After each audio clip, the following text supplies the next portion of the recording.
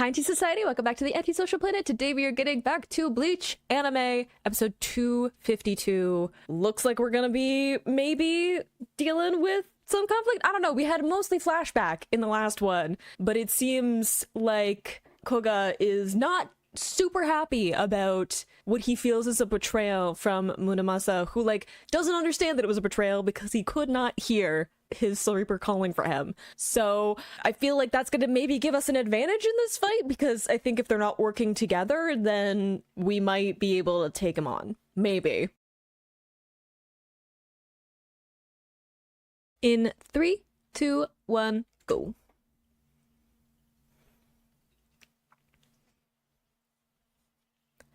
I feel like we need to utilize the disharmony. Also, we're gonna have to deal with Byakuya, who I feel like knows a little bit about what's going on. Mostly because I would like to give him the benefit of the doubt, given that he's still part of our side-ish later on in the story. But also because of the family-ish. It's complicated because Soul Society stuff, but the connection with Toga. So I'm assuming he had a better idea of what was going on than the majority of Soul Society did. So I'm assuming there's a plan. Yes? And a little bit of a insult happening, because Byakuya clearly has a much higher rank and respect, right? Which I feel like is gonna cause some feelings in our antagonist, given how much he seemed to want that approval and praise.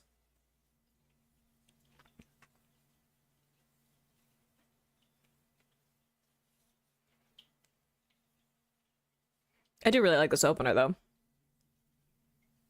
Song-wise, specifically. But I'm biased, because I already liked the band before we got here.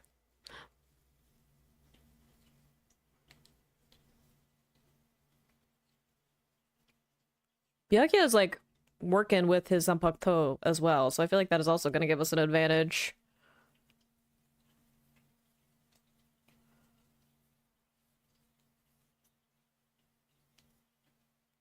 Look at Muramasa being lounging.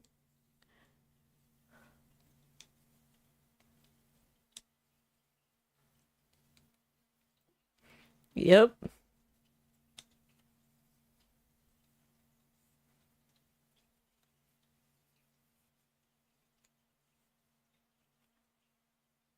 No history there. Oh yeah, you've been gone for a bit.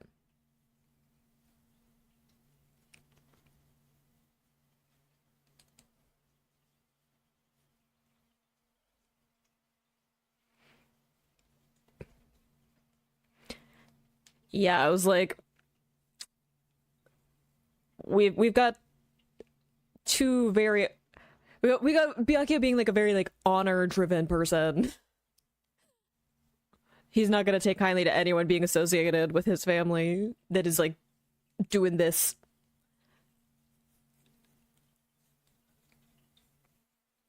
Well, I mean, technically Rukia is part of that, but okay.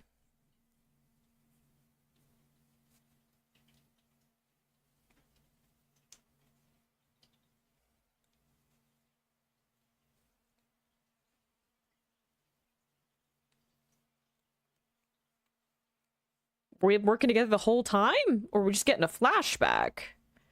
That would be wild! Oh, the fact that we don't get this fight. I'm assuming because, budget reasons. Would've been so cool, though. Some cool stills, but still.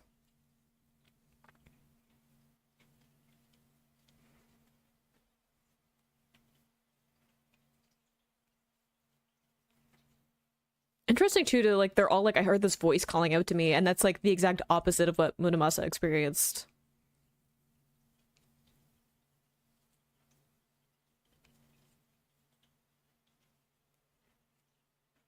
Yep. Sorry, I've been calling it with Koga. Koga. I'm not paying attention. I swear I know.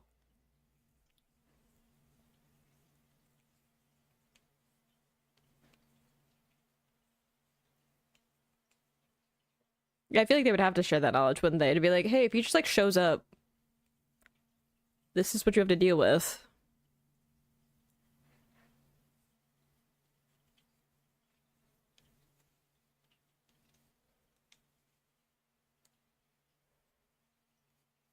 All flashbacks, okay.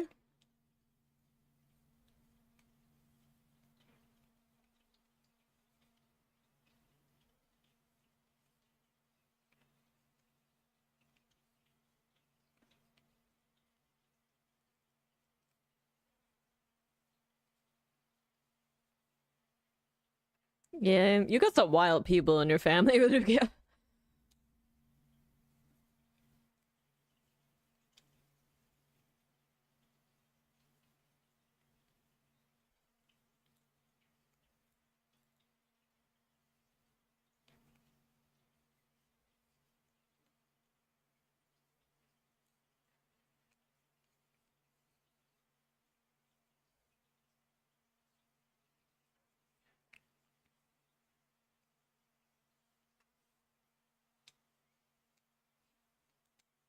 Why go so far indeed?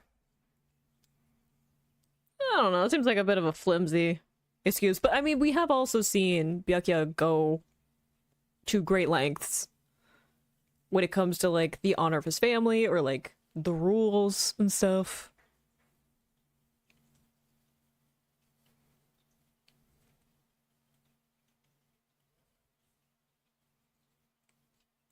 Yeah, it's personal.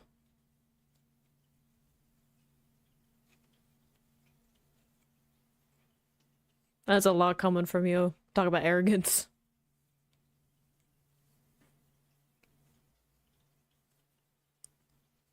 Do you? He didn't betray you. But we are like warping our morality for the sake of like our emotions.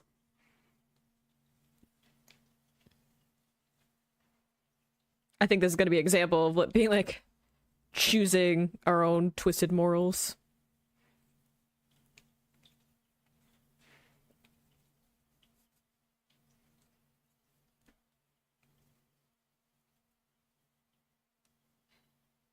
Hello? Yeah. Betrayal. Unforgivable, right?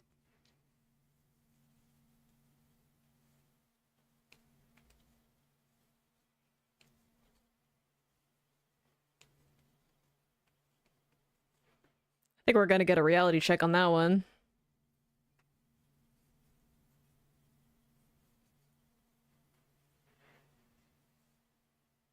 Oof. Being told that you could just be replaced.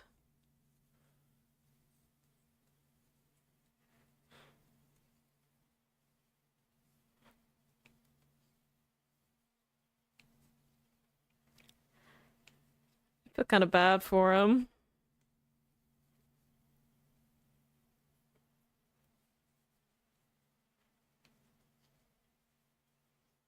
Feel like that's bad, right? Oh, that yeah, no, that looks bad.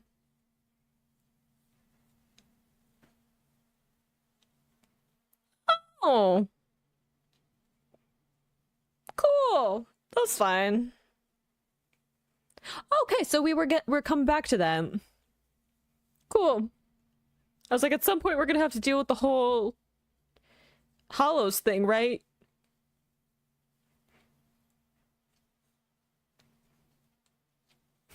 I love how Byakuya is like overly formal with Ichigo, and he's just like, yo.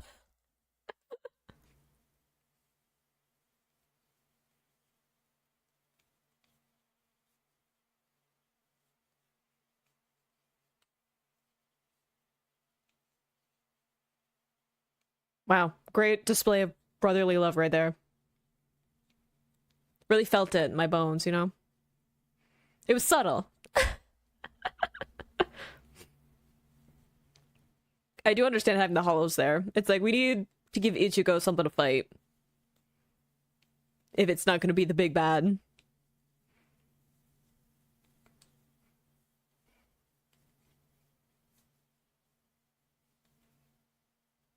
Ooh. I saw that we still had some of the like weapons that were part of the seal in the background, and I love that we're utilizing that.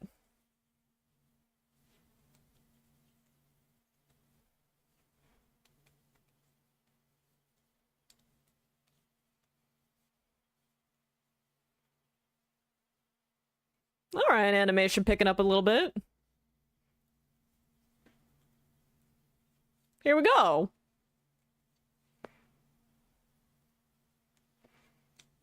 I like that we're getting some like held shots.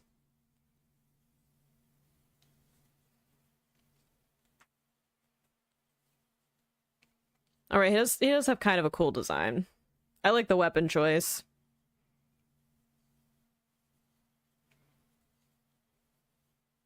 Dang! Alright, fight choreography! I almost forgive getting the still frames earlier.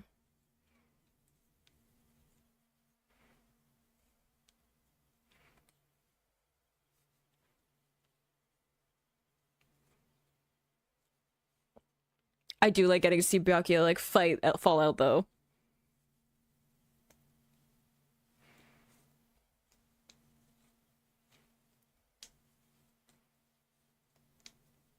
Cool contrast to the colors.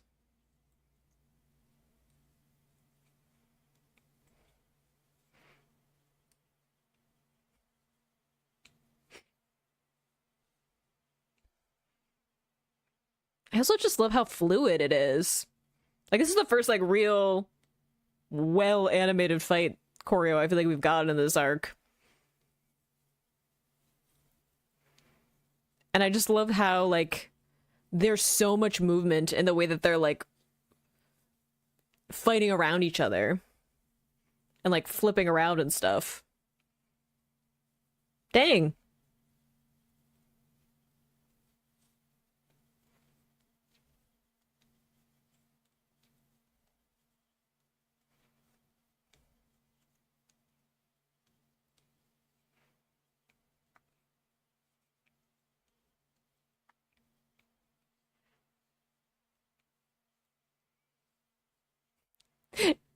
It's wild to have somebody call Byakuya a kid. Even when we see flashbacks of him younger, I'm like, that doesn't make sense.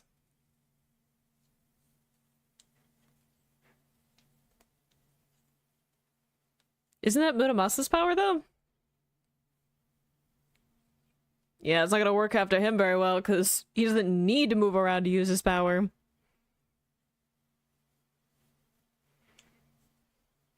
And, like, Koga's probably at a disadvantage, too, because Byakuya probably was told about his fighting style.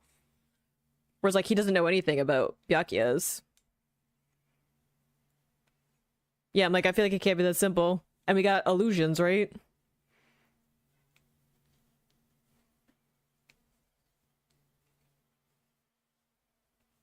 Oof.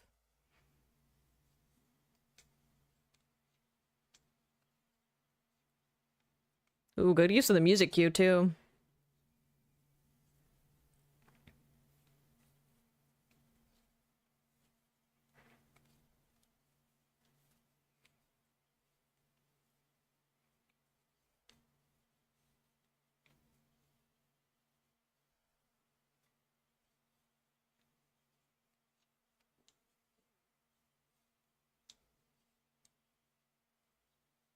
Mmm.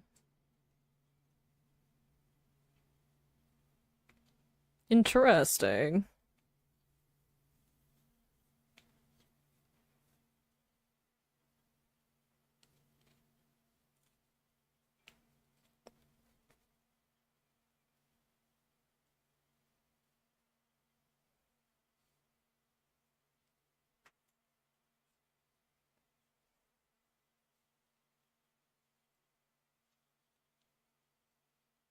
Ooh.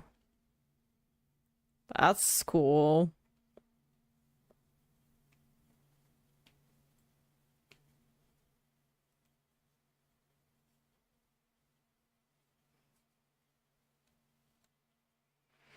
Interesting too. It's personal for Byakuya, right?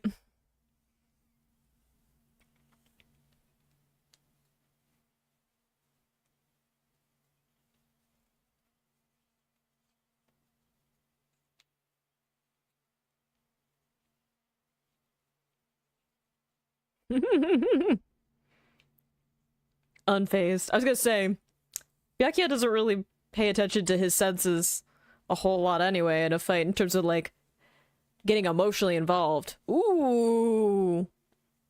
Wild shot though.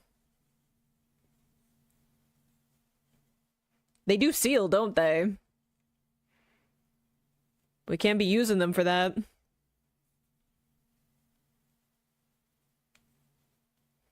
And he doesn't have a sword now, so he can't use the same trick to get out. Learning. I like to see when opponents pivot their tactics.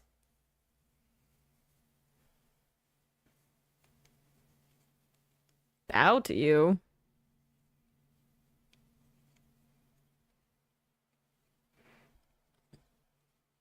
Are you?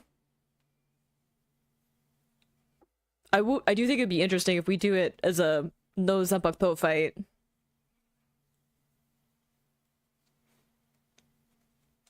To like prove that he's not even the best without his Zanpakuto. Look at Byakuya being so unfazed though.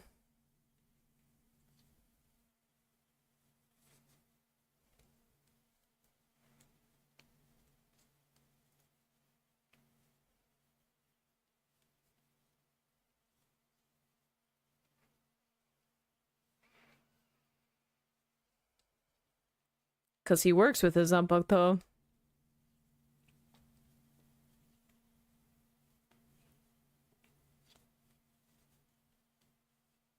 Teamwork!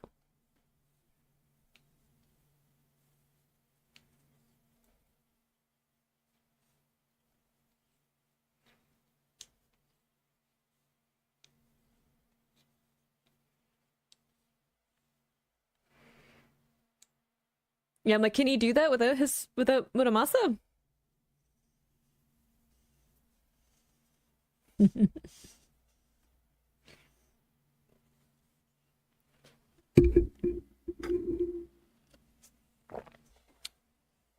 Wow. We in business.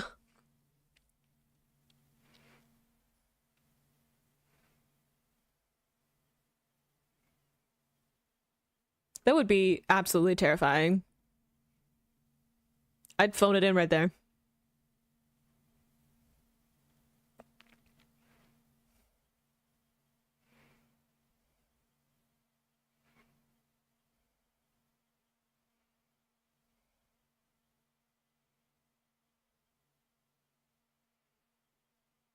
Dang. He will not hide. That's not how it goes.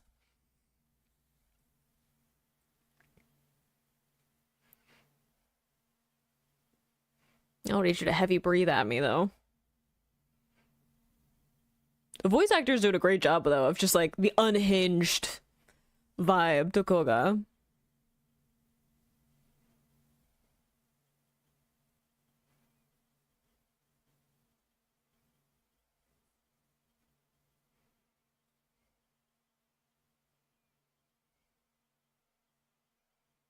It's a very dramatic face-off.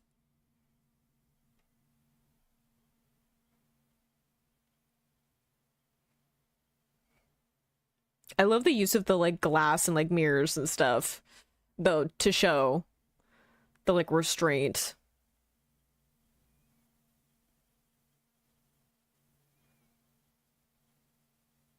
Whoa, that was cool. The, like, slow down and speed up.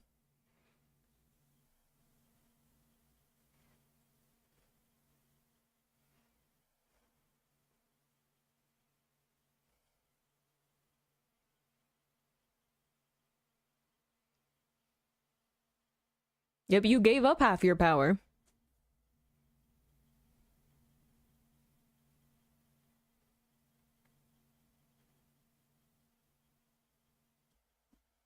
Tell him.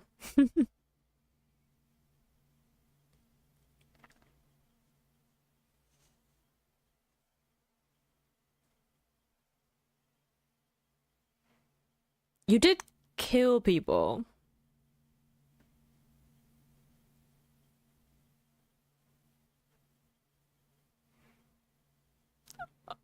A ruler of a world where no one's in it? What's the point?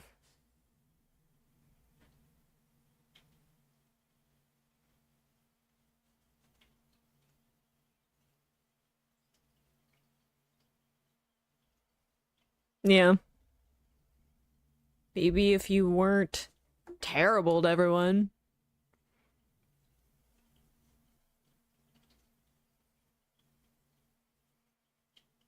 Even gods communicate. That's what prophets are for. Messengers.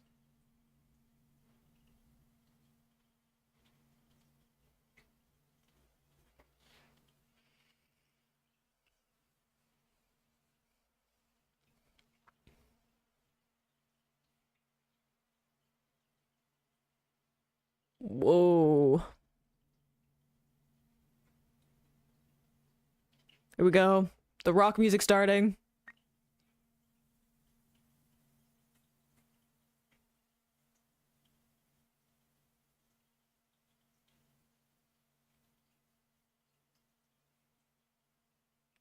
The fact that he's just like very chill about seeing this.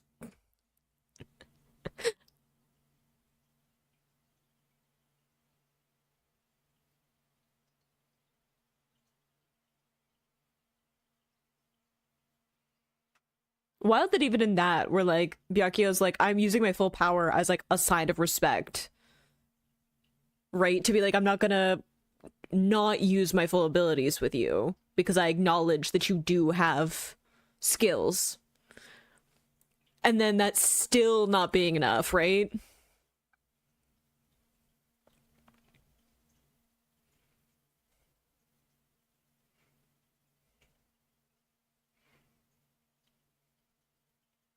Of course that's where you're ending it. Of course it's gonna be like the big moment, right? I do wonder how it's all gonna shake up because we still have some episodes left. Right? So I'm like, we can't... I mean, I know that we have like Muramasa to deal with, but like if Koga's dead, then Muramasa shouldn't necessarily be around, but also like he's rejected Muramasa, so I don't know if that like it's gonna make him a separate issue. And I feel like, I don't know, shonen template is our protagonist has to fight people. Right? So I feel like if we have like someone like Koga, thematically it makes sense for him to be defeated by Byakuya. But I wonder if Ichigo is gonna have to get involved for the sake of like, he's our shonen protagonist. Right?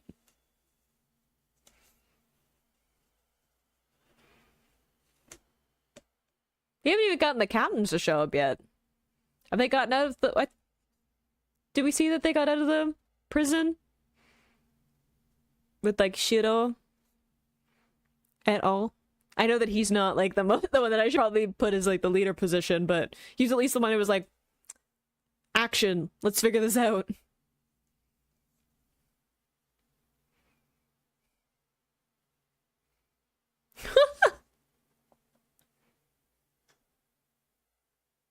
Yeah, you maybe some parenting books.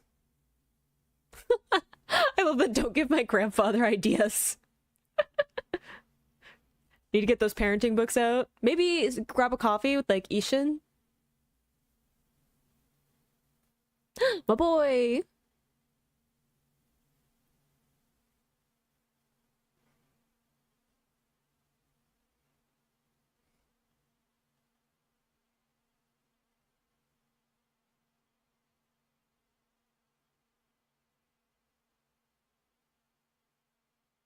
We're just continuing this bit.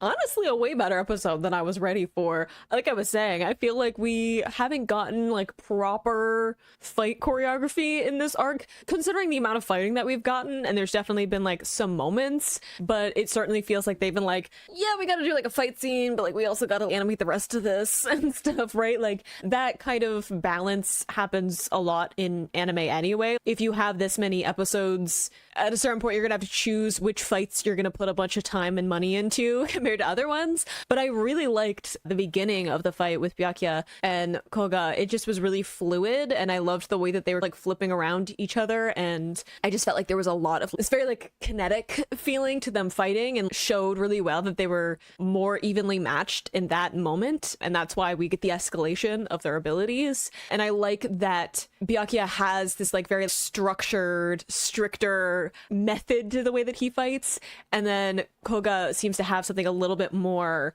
adapting to the situation, right? Like he feels a little bit more like he's willing to be a little grungier with the formation kind of stuff, which I think really fits with him in terms of the kind of unhinged lean that we're getting to him as the story progresses, but also that he's always felt like an outsider, and he's always been doing stuff that is outside of what people are expecting. And it can be an advantage, both in that I think it lends to him having the skills that he does and the way that he's able to go up against other people because he does what others aren't expecting, but also I think again continues that fear of the other, fear of the stuff that we don't understand. It goes along with why Soul Society and the captains that like framed him were like, we're scared of what his abilities can do because we don't fully understand it and we don't know what the limitations of that are. So I think that it all comes together into his fighting style and the way that he's just like using the weapons that he has like at hand and just letting his emotions like fuel what he's doing. So really well done in that little part. And I love again like the like thematic matchup of Byakuya and Koga. I like making it something that's personal